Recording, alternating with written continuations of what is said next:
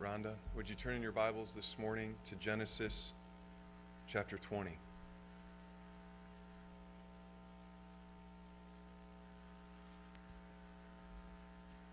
This is a wholly appropriate song for the offertory to head into this sermon for this Sunday. You familiar with the song Rhonda just played? Hopefully the words were coming to your mind as the keys played.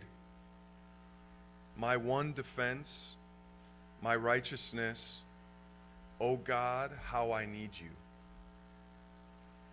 And over throughout the song, I need you, I need you, I need you. And what we're going to find in this morning's passage is how desperately Abraham and each one of us in this room need Jesus for this whole thing to work, for humanity to be restored, for us to be restored, for this world to be restored. It has to be God. And this text makes that amply clear. We have 2 points this morning. The first major point is this: it's God who saves, not us. It's God who saves, not us. And I want to point out that in Genesis, the text makes this very, very clear. And you've got to look sort of from a 30,000-foot vantage point to see this happening. And that's what I want to do as our opening for this morning's study. I want to take a step back, and I want to make the point as we go through Genesis up to where we're at today, that God is seeking to demonstrate that it's Him who saves, not us. First, you've got God creating the world, and He creates it very what? Good. Let's try that again. Very good. And what's sad is that you've got the most wise man next to Jesus in all the universe, Solomon in Ecclesiastes, and he looks across the landscape of humanity and creation, and he says, I have found only this, Ecclesiastes 7:29, that God made man upright, but they have sought out many devices or schemes, and the word can even be translated solutions. And so what Solomon notices is that God created everything perfect, but man tried to improve perfection. Does that ever work? Does it need work? Does perfection need fine-tuning? It does not need fine-tuning. Perfect is perfect. It doesn't need our touch on it. But Solomon noticed that man he sought to improve what was already perfect. And that took place when Adam and Eve ate from the tree. And so at that point, they became competitors with God on what is perfect. What is the definition of perfect? Now man's got a definition of perfect when formerly only God had the definition of perfect. And so when that happens in Genesis 3, God takes a step back, as it were, and He watches man's definition of perfect play out. And what you find in Genesis 4 through 11 is God sort of taking a back seat and watching man's play out. And you don't find that things get better, do you? They get from worse to worse to worse. And every once in a while, God enters in and He cleans things up and preserves the earth, and He does these sorts of things. But largely up to that point, God is playing defense. He's watching man's definition of perfect play out. And it looks a lot like Hosea 4:1 and 2, if you'd look at the screen. God says through Hosea, there is no faithfulness or steadfast love and no knowledge of God in the land. In other words, this is what's out there right now. This is what our earth is filled with, or lack thereof. No knowledge of God, no faithfulness to God, no love of God. And so God is saying, this is what the truth is for people's minds. Now I want you to see what life actually looks like without God in it. There's swearing, lying, murder, stealing, committing adultery. They break all bounds, and bloodshed follows bloodshed. Hosea 4, 1 and 2 is a pretty good summary of Genesis 4 through 11. It's a pretty good synopsis. Where there's not God, there's awfulness. But God was effective in doing what he did, in stepping back and saying, okay, Adam and Eve, you want to do it your way. Look at what the earth looks like. And lo and behold, the first scene out of the gate is they find their oldest son killing their younger son. That's what life looks like when you take the throne of God, or when I take the throne of God. And so this is what it's filled with, Genesis 4 through 11. But in chapter 12 of Genesis, God stops playing defense with man. And he starts playing offense with man. And he says, okay, I let your plan play out, and this is what it looks like. Go back, flip through the pages of Genesis 4 through 11, and you'll see what your plan, your definition of perfect looks like, your definition of good and evil looks like. But now go to Genesis 12, and I'm going on the offense. Enter Abraham. And you might think that when God says, okay, I'm going on the offense and I'm going to choose my man to make it right, you might think that Abraham would be this sort of, spiritually speaking, Tom Brady or Aaron Rodgers. This stalwart person of character. And even not just spiritually and morally, but maybe even physically. Maybe he had good shape and he was handsome, and maybe Sarah was the same. Because this is this couple that he's going to work through to begin the process of redeeming humanity. So you might think he'd choose a Tom Brady and a model, so to speak, to start through. But he does just the opposite. He picks two people that are at a physical dead end. They're both old, they're barren, and they've got no kids.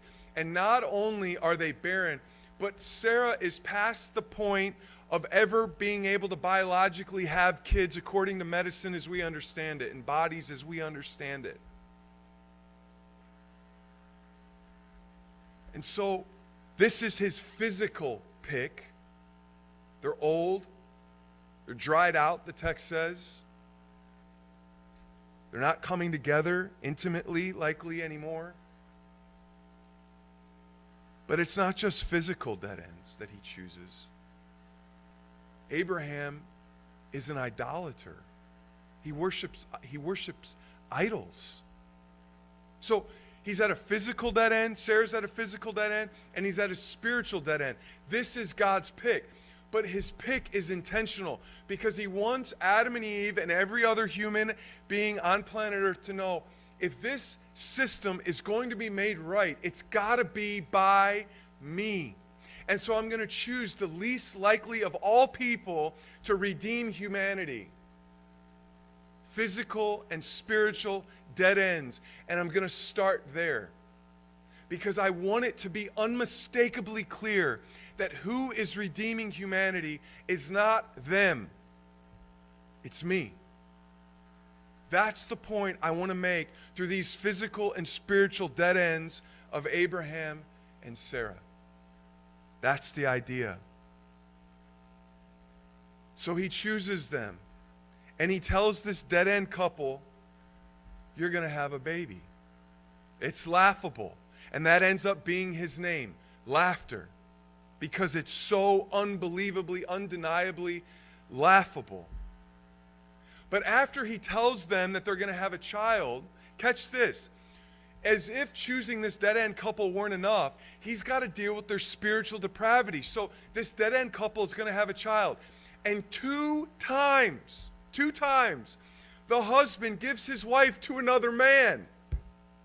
Imagine. if it didn't look hard enough to begin with their physical dead-endness of barrenness and being postmenopausal, Abraham gives his wife away. Not only that, but Sarah gives him to another woman. So it's as if God is saying, look, could it go any worse? And I'm still going to redeem this situation. And through this awful starting place, I'm going to redeem humanity. But it even gets worse. Because one of the two times that Abraham gives Sarah away, this time in the text, we just heard a couple chapters ago that Sarah was going to have a baby within the next year. So the first time Abraham gives Sarah away, he gives her to Pharaoh. And at that point, we're still under the impression that Sarah is barren. It's years ago that happened, 20-some years ago. But this time when Abraham gives Sarah away, they've just heard that Sarah's going to have a baby in the next year. So the reader should be wondering, is Sarah now fertile? Does she have back the ability to have kids? And if she does, now he just gave her away? With Pharaoh, it was probably impossible, even if he did go to her. But now, God's already told them she's going to have a child. So has God now made her fertile? And now Abraham gives her up. And that's why the author takes such great lengths in Genesis 20 to point out to the reader, I want to make very clear that Abimelech didn't even come near her. That Abimelech, as well as the women under his harem and in his kingdom, they were all barren. But Abimelech was cursed too. Something happened to him. Whether he had some sexual dysfunction or was just very sick or impotent or the like, he couldn't come to her. It was impossible. Because the narrator wants you to know, Isaac, note this, reader, is not a descendant of Abimelech. He will be a descendant of Abraham. And I want you to know that because I want you to know that God preserved this herky-jerky couple, this dead-end couple, to bring about what was truly unbelievable. Not just from a physical standpoint, but also from a spiritual. This guy is turning wrong too often, and God needs to redeem it. So the point becomes unmistakably clear that if someone is going to redeem this planet, if someone is going to redeem me and you and Abraham and Sarah, it can't be us. We don't have it in us. It's got to be God. And Abraham and Sarah serve as a trophy couple to demonstrate that. A trophy couple of grace. And friends, if you're honest, and if I'm honest, our track record of success, if you want to call it that, will be simply and only a track record of grace. Amen? If you ever find yourself saying, this is what I did, you're wrong. If it's not followed up by the statement, yet not I, but the grace of God with me. So any success that I personally have ever had, if you want to call it that in my life, I can tell you how many times I failed before ever I trusted God in that thing, and God chose to bless it. And God's even chose to bless things that I've failed in. That's who my God is, and that's who your God is. And so when we get to heaven, there will be no braggadocios there, because there's nothing to brag about. You might as well brag about the color of your eyes than to brag about what God has done through you. It's all his work. And Abraham demonstrates that. Look at this quote by Derek Kidner. If God's promise to save humanity is ever to be fulfilled, it will owe very little to man. Morally, as well as physically, it will clearly have to be achieved by the grace of God. Amen? And that's the beauty of Abraham even in his foibles. It serves to point out who's really behind this rescue plan. And it's not Abraham. This is not a man's work. This is a God's work. This is the God's work. So the author wants you to see. He wants you to feel it in your gut that this mountain you're climbing is climbed with a carabiner and a belay system. And you're climbing it, so to speak, but you're being pulled up and measured and cared for by your belayer. Otherwise, you could not make it up the mountain. And every time you fall, I don't know if you've ever had the privilege of being able to climb something with the belay system, but it's one of the most glorious things ever that you're climbing and you know in the back of your head that if I fall, I will be caught. I will be saved. I will be maintained. And you might not trust that until it actually happens once. And you're saved by the belayer at the bottom. But once you're saved once, you're granted a freedom to reach for things that you couldn't formerly reach to or would on your own. But now that you have the confidence that God is behind you, belaying you, you venture forward in confidence. And that's what God is seeking to do with Abraham. He's showing Abraham time and time again that I am the author of your salvation and I will be also the finisher and completer of the salvation. Amen? And all of this will be through Jesus Christ. Hebrews 12:2. Fixing our eyes on Jesus, the author and perfecter or completer of faith. And so friends, I don't know if you venture through your life, much like I do, feeling as though it all rests on me in an unhealthy way. I am responsible for my decisions day in and day out. But my responsibility is this and only this: to rely on the strength and the merits and the power of Jesus. Amen? Amen. There's an unbelievable passage in Revelation 5 where heaven itself is looking for someone equipped to open the scroll. And they look around, they look everywhere, and they say, no one can be found, and they're crying out. And in that moment of total despair, because humanity itself is totally bankrupt, there is seen a lion and a lamb, and he alone is found as worthy to open the scroll. And all humanity is grateful. And what I want to point out this morning is from Genesis to Revelation, it's making that resounding point that God alone is sufficient to get this job done. So rely with every atom and cell of your being on God. Rely on Him. Rely on His strength. Think His thoughts. Obey His commandments. That is the rule. That's the only rule. The obedience of faith. And as you get away from that, and as I get away from that, God ministers to us and He says, get back on the path. Get back on the path. I've shown you you're wrong here. Now get back on the path.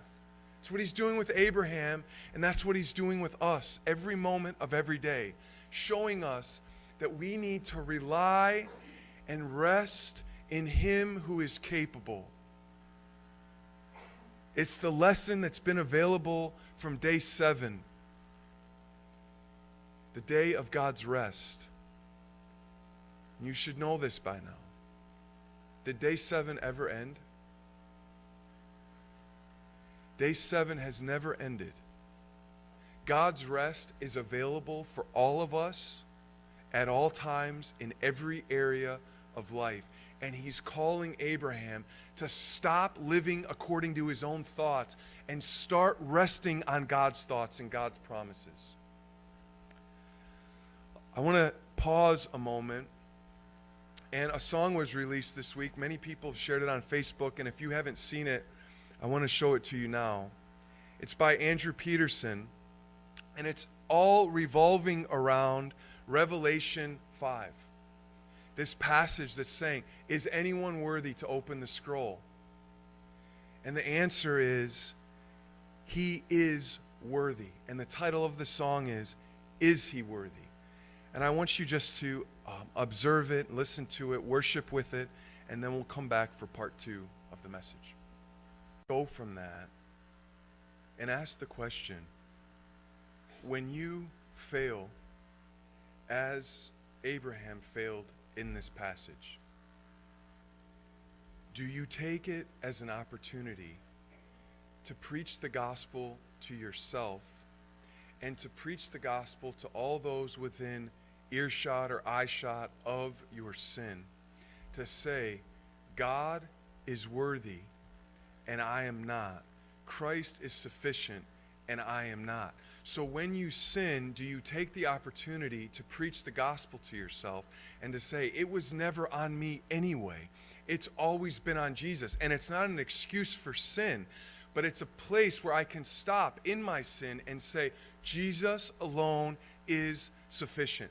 God alone is capable to save. So when we sin, as we'll see Abraham sin in this passage, it's a good opportunity to get away from ourselves and rest in the merits and sufficiency of Christ. So, the first point from this morning's message is that it's God alone who can save. The second point in the message is this: if he saves big, he saves small. If he saves in the big stuff, he can save in the small stuff. If he saves from cover to cover, from Genesis 3 to Revelation 21, 22, he can save in all the pages in between. Amen? And if he can save you at your salvation, and if he can save you and bring you into heaven at your death, can't he save every moment and every page of your life in between? He can. So we want to look at how he does this with Abraham and how it should have worked with Abraham. See, the way God understands things is when he does a saving act in the past, God expects that saving act in the past to be a foundation from which he will build you up in the future. And when you and I disregard his faithful saving acts in the past, he gets frustrated. And he says, don't you remember when I did this, that, and the other thing? And if I did this, that, and the other thing, won't I save you from this situation right now? And so with Abraham, you look back at his life and you got to ask, how did God save Abraham several places before this, which should have prepped Abraham for this very moment? Let me just recount a few of those. First, he contacted Abraham and he brought him safely out of Haran into Canaan. True? True. Beyond that, he gets into Canaan and there's a famine, and we don't know how God would have saved Abraham in the famine because Abraham left and went to Egypt. But did God save him out of Egypt in the first episode of giving his wife away? He did. Beyond that, when Abraham goes back to Canaan and Lot goes to Sodom and gets captured by the 4 kings of the east, did God give Abraham and his 318 men victory over those 4 powerful eastern kings? He did. You're doing way worse than the song people did. So he saves him.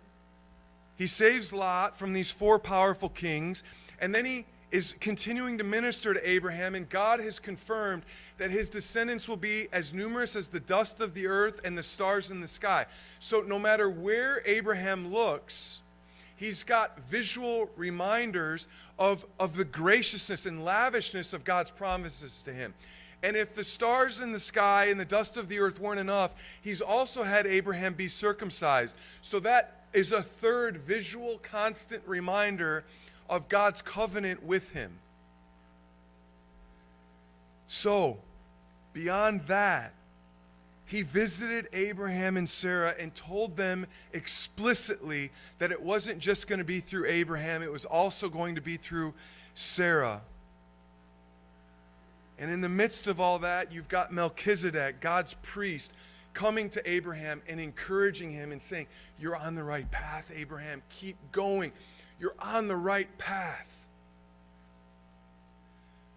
So with all this faithfulness of God, with all this encouragement of God, Abraham gets in this scary, intimidating moment, which should have been made very small in his estimation because of how big God has already shown himself to be in his previous history with Abraham. Instead, Abimelech seems large and God seems small. 3 times so far in Genesis, variations of the same question is asked to humanity when they sin.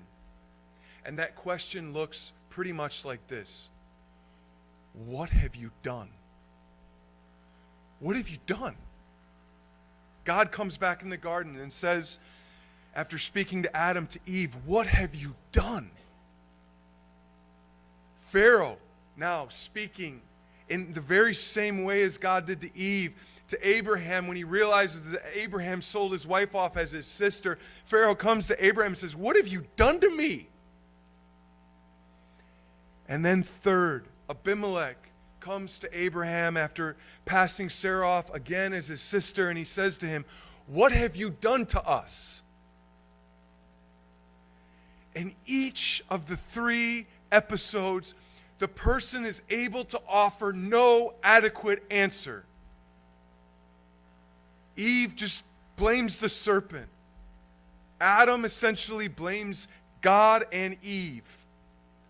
Abraham comes up with his piddly excuses of fear. And the first one, although it might be somewhat understandable to us, the second one, if you're faithfully reading through Genesis, you see how pathetic Abraham's excuse was. I hope that as you heard John read Abraham's excuse, you were all kind of rolling your eyes, saying, "I can't even bear to hear it this time." Pastor shared the humiliating story of sinning against Harriet numerous times in the same category. And he says to her as she's up in the bathroom and he's in the living room, "Are you going to forgive me?" And she comes out of the bathroom and says, "I've been forgiving you for 10 years. In other words, the same sort of offense over and over and over and over again. And this is the feeling that we should have when we get to this episode with Abraham. Say, no, don't go in. Don't say she really is my sister and blah, blah, blah. Just stop. It's humiliating for everybody. Just shut your mouth, Abraham. We've heard enough. That's what you walk away with. The reader hangs his head. It's pathetic. But friend, I've got to give you some very unsavory news. And that news is this: if God looks at his past acts of faithfulness and sees those as serving as appropriate evidence to elicit your current faith right now, how big was Abraham's stack of documented faithfulness acts of God? It was about this big. How big is our stack? It's at least as tall as these ceilings. You see, all Abraham had was the messianic line. We have the Messiah. This is why Jesus can say to Capernaum, "Listen, the judgment will be less for Sodom than it is for you because you've received greater revelation." And friends, we're beyond Jesus. We've got the Acts of the apostles. We've got the epistles. We've got church history. We've got personal history beyond all that. So the excuses for us sound even more pathetic than the excuses of Abraham. I hate to say. What happened to Abraham is the same thing that happens to us. We lose sight of the stack. We lose sight of the faithful acts of God in our histories and in all of these histories combined, and church history beyond that. I want you to catch this. A pastoral colleague of mine, Scott Poling, shared recently about a lady named Florence Chadwick. In 1952, Florence Chadwick attempted the over 20-mile swim between the Catalina Island and the California coastline. She was surrounded by small boats which monitored her health and safety and watched for sharks. After she had been swimming over 15 hours, a thick fog descended. She began to tell her mother, who was in one of the boats, that she didn't think she could make it. Pastor Poling writes, physically and emotionally exhausted, she called it quits and stopped swimming, asking to be lifted up into the boat in spite of her mother's and coach's pleas that she could make it. It wasn't until she was in the boat that she realized she was less than half a mile from the shore. She would soon tell a reporter, "If I could have seen land, I know I could have made it." But the fog descended, and she couldn't see the land. And this is exactly what's happened to Abraham in this moment. The fog of fear descended and obscured his vision of the past acts of God's faithfulness, and so he got out of the water. And he resorted to his own scheming and his own methods to try to make it right. But God was there, just like the shoreline was there. God was there, ready to save, ready to be a shelter to Abraham if he would have trusted. And friends, it's unfortunately possible that it could have gotten a lot worse than it even appears in the text, because it's possible in Genesis 20:13, if you look at the verse, it's possible to interpret what Abraham said to Abimelech in this moment is, recounting his history, when the gods caused me to wander. It's possible that he could have used the polytheistic language of Abimelech to refer to God. In other words, stooping so low like Peter around the charcoal fire, saying, I don't even know Jesus. I don't even know the man. May God damn me if I know him. It's possible that Abraham ventured that low in this passage to excuse himself for what he did, referring to God as the gods and saying that he told me to wander. In other words, without purpose.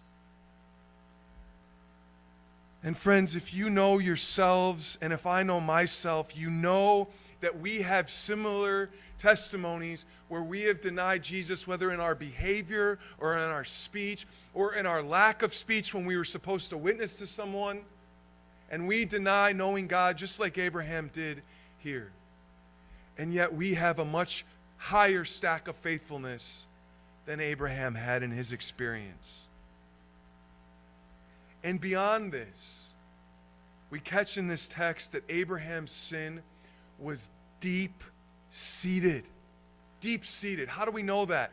Abraham says to Abimelech, before we even left to come to Canaan, I told Sarah that this is our plan, that she's going to lie and we're going to say she's my sister. Before I even left. So I want you to catch that. Abraham entered into covenant with God, having this lie in his back pocket the whole time.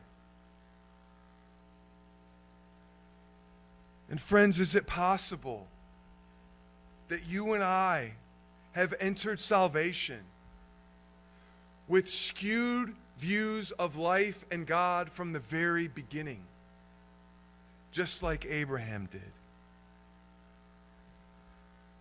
But this is where we have an opportunity to behold the glory of God's patience and faithfulness and forgiveness. Because, friends, you and I, just like Abraham, have all this junk in our hearts and in our minds. And God is faithfully testing us time and time again to get that garbage out of us. So appreciative of Daniel choosing James 1, saying, count it all joy when testing comes, because it's in that testing that God is refining you, and he's building character and endurance in you. He's making you, in short, ready for heaven, ready to look like his image, because you're so steadily relying on his person and his strength and wisdom and power. Ian DeGuide, commentator on Genesis, writes about how when someone is teaching a horse to jump over fences, they have to go through sometimes an extensive training period to get them to jump that fence. And I want to read to you what he writes. He writes this. He says, sometimes when a horse is learning how to jump over fences, the horse comes to one and it refuses to jump. It sticks its ears back and its nose down and digs its hooves in and will not jump. DeGuide asks, what do you do in those circumstances? You walk the horse around for a while to calm it down. And then you take it right back to the same fence. If necessary, you do it over and over again until finally the horse sails over the fence as it should. God would take Abraham, he writes, back to the same hurdle over and over again, so that he would be prepared to jump over it with flying colors. You see, friends, this is who our God is. You look at the books of Ecclesiastes and Proverbs, and you find very strange things in those books. They didn't write books like we write books. Here's how they write them. They talk about a theme, and then they dismiss the theme and talk about another thing. And then they dismiss that thing, and then they talk about the other thing. And then they dismiss that thing, and then come back to the first thing. And they regurgitate these things like a cow does its chew over and over and over, and keeps on chewing on the same thing. And the question is why? Why do they write like that? Why don't they just exhaust one topic and then move on to the next? And I think the answer is because our lives don't work like that. We're tested in one area and we fail or we succeed, but then God needs to turn the screw a little bit. And then we're tested in this area, similar to the first, so that we're growing and growing and growing and growing. And this is how God works. But friend, I want to ask you, do you see your life through those lenses? Do you see your life as God being part of it? Got to remember, Hebrews 11:6, the definition of faith starts out like this. He who comes to God must believe that he is, that he exists. That's the first step of faith. The first step of faith is seeing your life as not being on your own. Seeing your flat tire as from the direct hand of your Father. Seeing your cancer as from the direct hand of your Father. Seeing your marriage, in whatever shape it's in, as being from the direct hand of your Father. And it's meant to do something in your life. Whatever phone call you get this week, it's meant to be from God. It is from God to do something in your life. So the first step of faith is believing that he is, that this is a God-saturated world. And the second step of faith, Hebrews 11:6 says, is to believe that he is the rewarder of all those who seek him. So when he's intermingling in your life, he's doing it for your good. And that's exactly what he's doing with Abraham in this moment. He's working in Abraham's life for his good. It's unbelievable, the irony in this text. Why does Abraham say he lies? Because he didn't think there was any fear of God in the land. Yet all Abimelech demonstrates is what? Fear of God. It's very possible that Abimelech had already received word on the street of what happened to Sodom and Gomorrah, and somehow that was attached to Abraham and Lot. It's possible he already knows that news spread that far for him to be aware. So he was already prepped to respond to Abraham's God, potentially. And who really demonstrates total lack of fearing God? Not Abimelech. Abraham. Who respects marriage in this text? Abimelech has great respect for marriage in this text. Who has very little respect for marriage in this text? Abraham. Beyond that, Abimelech is not just concerned about his kingdom or his person. He's concerned about his kingdom. He said, how could you do this to me and my people? Because his people went barren as well. And who isn't concerned at all about his personal kingdom or beyond him? Abraham. He's not even concerned about the first tenant in his kingdom, Sarah. And so what this demonstrates, catch this, is when you and I lose fear of God, we become consumed with ourselves. Period. When we lose sight of God, we become consumed with ourselves. Well, back to Florence Chadwick. 2 months later, she got back in the waters. And though the fog was just as dense as 2 months prior, she completed the over 20-mile swim. And she completed it in 13 hours and 47 minutes, becoming the first woman to ever complete the swim. And she explained afterwards that even though she couldn't see the shoreline in front of her, she kept imaging it as she swam. She kept picturing it even though she couldn't see it. And friends, I share that to say that this is exactly what we need to do when we are in our next temptation. And it's exactly what Abraham needed to do when he entered his next temptation. Because will there be another test for Abraham? There will be in the space of a couple chapters. When this time, he's not commissioned to give up Sarah. She was never commissioned in the first place. He's commissioned to give up Isaac. And Abraham, by God's grace, will pass this test with flying colors.